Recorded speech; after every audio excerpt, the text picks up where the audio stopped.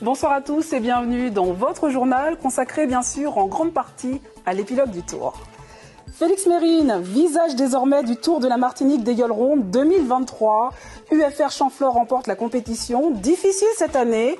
En cause, l'absence de vent en début de tour. Nous allons revivre la dernière course, l'ambiance sur place et recevoir le vainqueur le plus titré en plateau, Félix Mérine. Clôture des Journées mondiales de la jeunesse aujourd'hui. Le plus grand événement catholique mondial a réuni 1,5 million de croyants, parmi eux des Martiniquais. Nous les accompagnerons au sanctuaire de Notre-Dame de Fatima au Portugal. Puis nous prendrons la direction de Basse-Pointe sur les pas de la culture indienne. Célébration aujourd'hui du 170e anniversaire de l'arrivée des tout premiers Indiens sur l'île. 37e Tour de la Martinique des Yoles-Rondes, notre plus grande manifestation sportive remportée par UFR Champflore au terme d'une compétition difficile pour les 16 embarcations. Tout de suite, le résumé de l'ultime étape entre Saint-Pierre et Fort-de-France par Cyriaque Sommier. Une 7e et dernière étape du Tour marquée par une météo très capricieuse entre Saint-Pierre et Fort-de-France. Un départ sous la pluie, de la plage du club nautique, puis un vent totalement absent oblige les équipages à puiser dans leurs réserves pour donner de la godille afin de progresser difficilement le long de la côte Caraïbe. À ce petit jeu, les Mapipi dominent. UFR, Rosette et Cotterelle se retrouvent aux avant-postes avant qu'un nouveau grain ne ramène du vent.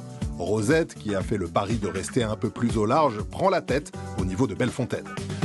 Rafales et bourrasques font des victimes. McDonald, auteur d'un bon début de course, dessale, imité peu de temps après par GFA. Entre Schellcher et Fort-de-France, Rosette et UFR sont à couteau tiré et vacillent plus d'une fois dans des conditions toujours très variables et difficiles. Finalement, à la faveur d'une bouée mal négociée par Rosette dans la baie des Flamands, UFR Champflore passe en tête et ne lâchera plus sa position. Félix Mérine offre donc la victoire d'étape à des supporters robertins survoltés tout en s'emparant d'un 11e titre pour entrer encore un peu plus dans la légende. 11 victoires à son palmarès. Le vainqueur cette année, c'est le patron de Yoles le plus titré. Il a commencé comme coursier dans les années 1980. Félix Mérine est sur notre plateau ce soir. Bonsoir. Bonsoir. Comment vous sentez-vous? Est-ce que vous êtes remis de vos émotions? Ah ben oui, un peu, et puis soulagé. Parce que c'est vrai, ça a été un tour très difficile, très, très palpitant. Et d'ailleurs, ça a été bien pour le peuple martiniquais, pour le monde entier, de voir quand même un tour aussi serré.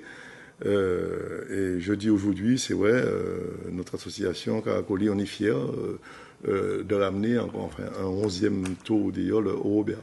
Alors, nous allons faire plus ample connaissance, apprendre à vous connaître. Vous êtes donc père de famille de 7 enfants, oui, chef d'entreprise. Tout de suite, portrait d'un grand patron, signé Cécile Marc, Christophe Averin et Marc-François Calmeau. C'est un peu le Teddy Riner de la mer. Félix Mérine, le patron le plus titré de l'histoire, a remporté aujourd'hui son 11e Tour des Yoles.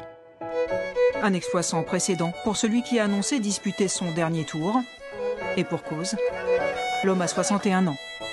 Félix Mérine et le Tour, une histoire qui commence dès 1990 avec la Yole Budget. Et il lui faudra beaucoup de volonté, se souvient son concurrent, ACO. Moi, je me rappelle les années 80-90. Avec Budget, il a perdu pas mal de tours au large de la Caravelle et de Grand-Rivière. Il était quand même seul contre toutes les Yoles du François. Et il a toujours été là et nous a donné une belle leçon.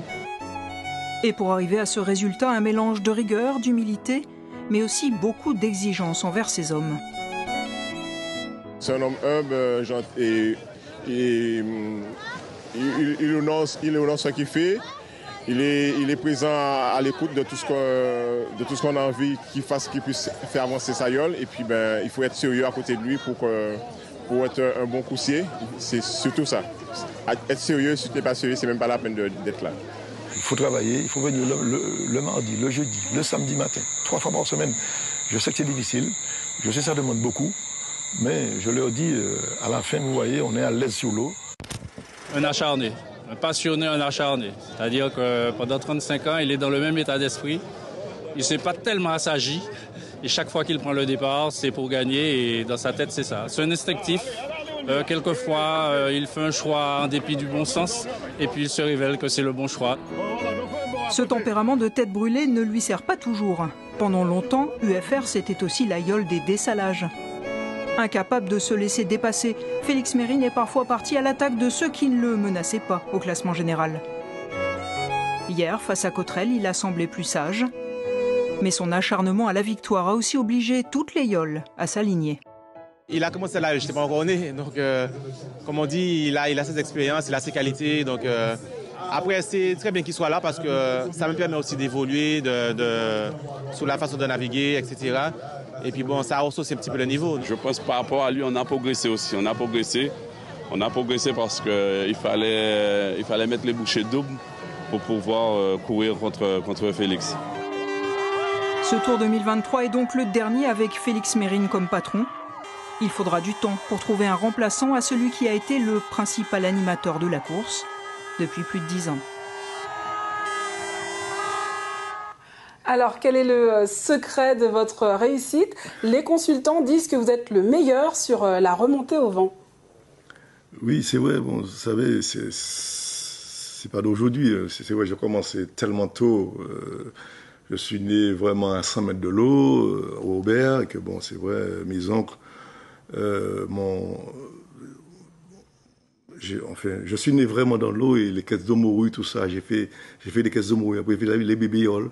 Et aujourd'hui, c'est vrai, je suis pas un gars très costaud, c'est vrai, et j'avais pas vraiment la force pour tirer une pagaie, mais la technique, j'ai appris la technique pour ne pas que ma pagaie touche beaucoup d'eau et effectivement, pour emmener ma yole vraiment au vent, convenablement. Mais je dis quand même, je dois remercier mon oncle Eugène Mitt, père à son temps, il est décédé, parce que c'est eux, mon oncle Luc, et tout ça. Puis après, il y a eu France Virgule qui est venu. Toute votre famille. C'était mon idole, voilà, c'était mon idole et qui m'ont appris. Vraiment, dernier tour cette année, c'est sûr? Ah oui, surtout c'est une belle victoire. oui. Là, non, on a quand même. Je suis pas inquiet. Je suis pas inquiet du tout. Les gens disent que oui, c'est vrai, ça va pas être pareil. Non, c'est pas vrai. Moi, aujourd'hui, je dis que il y aura pas peut-être d'autres Félix Mérine, mais il y aura d'autres noms. Hein, justement, la relève. Il y a deux noms qui circulent, Marc Daniel et Laurent Glany. Oui, vous savez, ce sont des jeunes qui sont bons, ils sont là.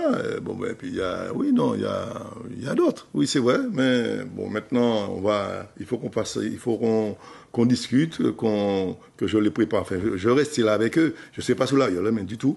Mais je vais rester là avec eux, leur préparer. Vous allez former. Et leur donner. Non, ils sont déjà formés. Pour moi, aujourd'hui, je pense que c'est. J'ai un très grand respect. Très grand respect. Ils me respectent beaucoup, les jeunes, mais beaucoup. Et que. Quand je prends une décision, c'est vrai, c'est pas discuté. Et je pense que c'est ça qui manque à un jeune patron aujourd'hui. D'être écouté, même si, parce que moi j'ai fait beaucoup d'erreurs, hein, Mais si tout le monde croit qu'ils sont patrons, ils peuvent diriger. Bon, si dans une yole, il y a 4-5 personnes qui disent de faire un bord par là, un bord par ci, tu peux pas couper une yole en deux ou en trois. Hein. Il y a une décision est prise. Elle n'est pas bonne. C'est pas grave, mais on avance avec. Après, bon, il y a le debriefing, on va discuter, et j'explique toujours pourquoi j'ai fait ça, pourquoi j'ai pas fait ça. Maintenant, c'est quelqu'un qui s'impose. Ah oui, non, c'est clair que je suis pas un dictateur, mais quand même, aux entraînements, je suis très dur. C'est vrai, la façon de faire, je suis très dur, mais c'est vrai que je le dis tout le temps. Après, on est toujours aussi. Si aujourd'hui on a gagné quand même, l'association a gagné 10 tours.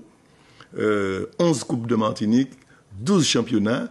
Vous pensez bien que c'est pas un hasard. C'est pas un hasard, c'est que bon, on a travaillé, il y avait de la rigueur. J'avais un président, mon lui félicité, qui me suivait. Il était courtier. Avant, il y avait mon frère Fredo. Mais donc beaucoup de travail et beaucoup de rigueur. Non, on a beaucoup travaillé, vraiment beaucoup travaillé. On vous félicite à nouveau pour cette victoire. On va vous laisser puisqu'il me semble qu'il y a une grosse fête là qui se prépare au Robert avec un grand groupe à pied. Oui, deux gros groupes à pied au Robert. Toute la nuit, ce sera la fête, c'est ça? Je pense. Merci encore d'être venu sur notre plateau ce soir. Et félicitations. Merci à vous.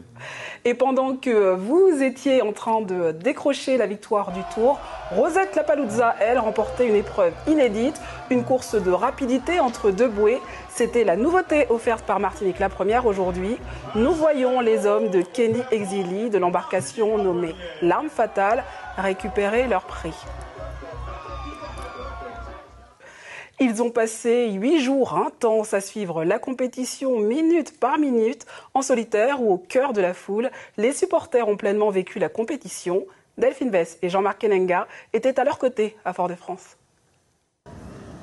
Seul au monde, sur lequel la pointe Simon. Bernadette s'accroche à son parasol.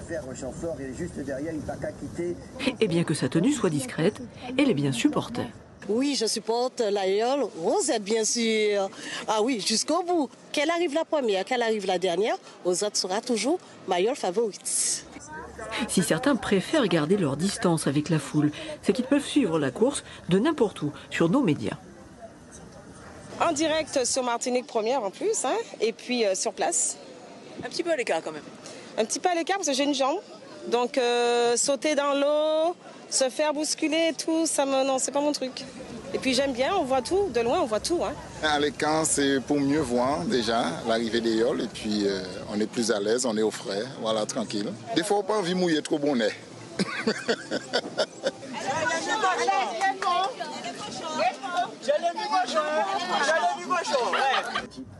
Pour cette famille de 20 personnes, il faut de l'espace, car c'est un véritable campement qui s'installe à chaque étape.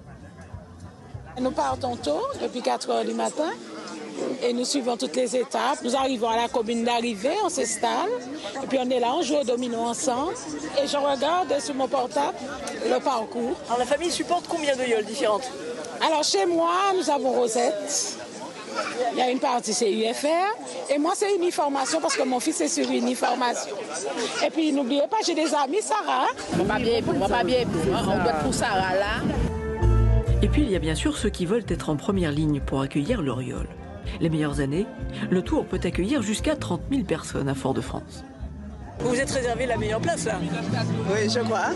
L'équipe de neige, on est là, on supporte notre yole. Pour la neige, on attend encore quand même. Oui, on attend. Oui, on attend. Mais lorsque votre yole arrive tout à l'heure, vous lâchez tout, vous allez dans l'eau? Je laisse ma femme là et puis j'y vais. D'autres se jettent aussi volontiers à l'eau. Ce sont les équipes de la première, sur le pont, pendant 8 jours, pour vous accompagner sur ce tour. Chacun vit le tour à sa façon. Par exemple, tout à l'heure, en arrivant ici, on a vu un monsieur, il avait juste son petit téléphone, mais il avait un gros parleur sans fil. Il avait une espèce de sonorisation. Du coup, tout le monde pouvait profiter de la course, même si on n'avait pas l'image. On a cette satisfaction de voir que les gens apprécient et ils viennent aussi nous le dire sur place, donc c'est cool. Alors, rendez-vous est pris en juillet 2024 pour le 38e tour de Martinique des Yoles Rondes. Et pour l'heure, ce n'est pas tout à fait fini. Davantage d'ambiance, de réaction et d'images tout à l'heure dans votre magazine du Tour présenté par Stéphanie Octavia que vous venez de voir à l'instant. À côté du Tour, la vie continuait pour bon nombre de Martiniquais, loin de l'atmosphère des yoles. Certains ont passé une matinée au calme, à la rivière, dans les hauteurs de Fort-de-France, à l'Alma. Guillaume Bacoul s'est invité à leur moment détente. Vous pouvez sublimer nos produits locaux tout en consommant local. Voilà.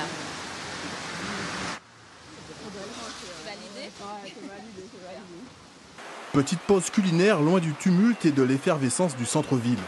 Pour ces excursionnistes, cette semaine de tour de Martinique des Yoles Rondes aura d'abord été l'occasion de s'aérer. Cette semaine du Tour des Yoles, à chaque fois on était à l'opposé du Tour des Yoles, non seulement pour pouvoir se balader sans avoir d'obstacles sur notre route, mais c'est vrai qu'il y a des gens qui préfèrent être en petit comité et découvrir la Martinique un petit peu loin de l'ambiance des Yoles. On n'a pas la foule, on a le vent, l'humidité, c'est très bien, comme ça. On n'a pas la chaleur du Tour des Yoles, donc c'est bon. On suit quand même, on veut quand même être au courant de l'information, mais à distance. À l'image de cette famille, quelques courageux avaient bravé la pluie ce matin pour une randonnée ou un moment de communion avec la nature.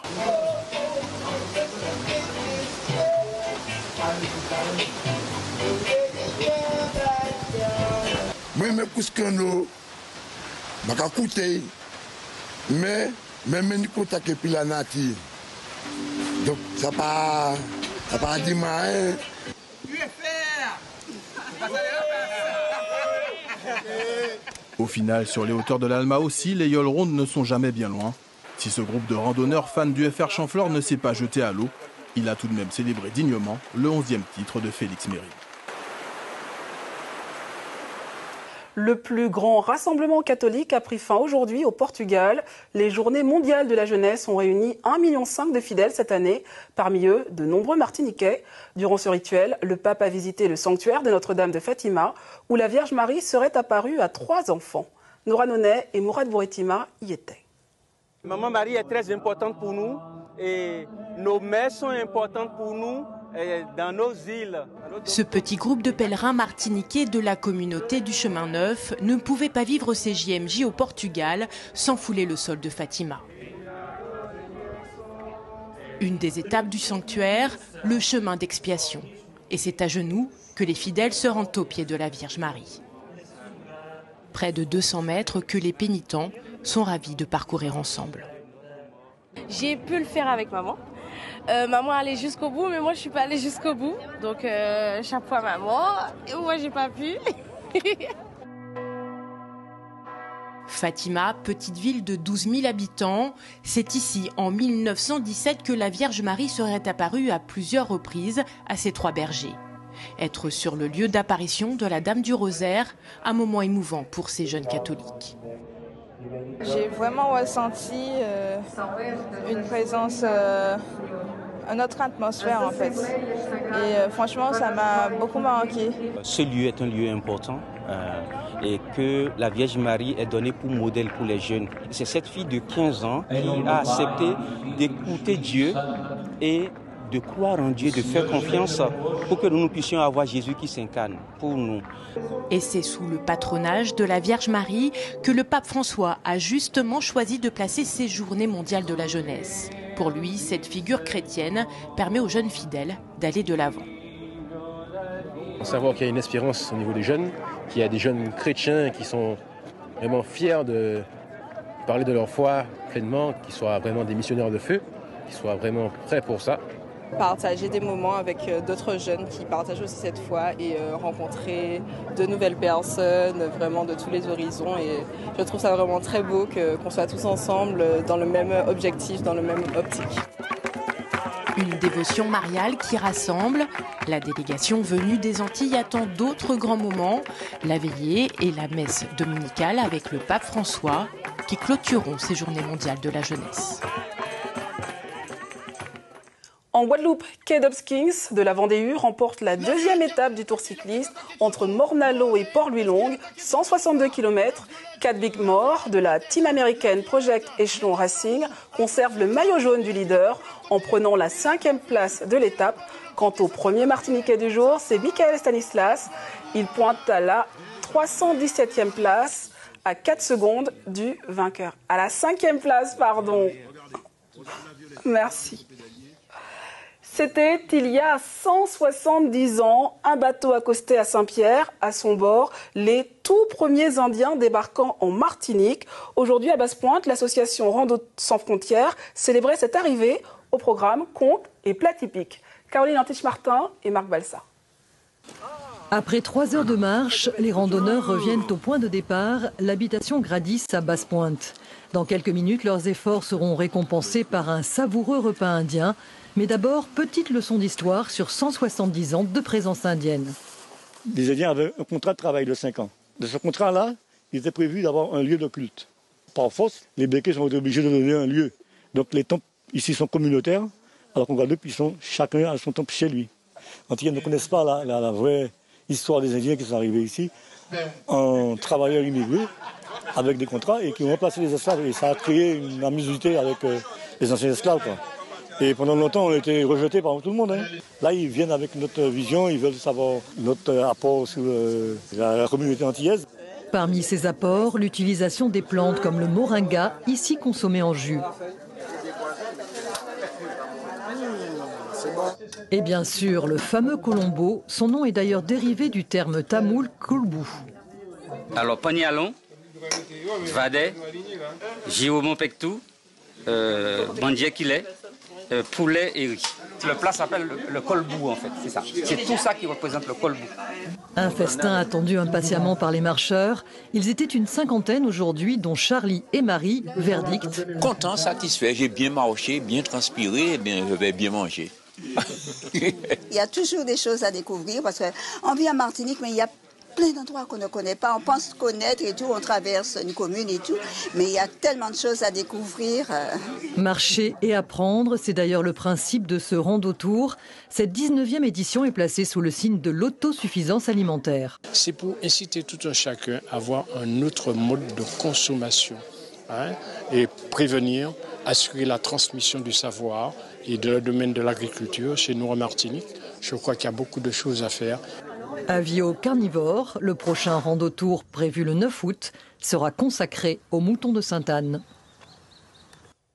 C'est la fin de votre édition, marquée bien sûr par la victoire du FR Champflore, 37e tour de la Martinique des Yoles Rondes et 11e trophée pour Félix Mérine. En direct, il nous a fait part de sa grande émotion. C'était sa toute dernière compétition. Votre tranche d'information se poursuit. Nous nous retrouvons dans un instant pour votre journal international. Mais avant, nous nous laissons dans une ambiance carnaval, oui, en plein mois d'août. Pour la première fois cette année, le Lamentin a accueilli les vacanciers avec 7 groupes à pied. Les images de Jean-Marc Kenenga.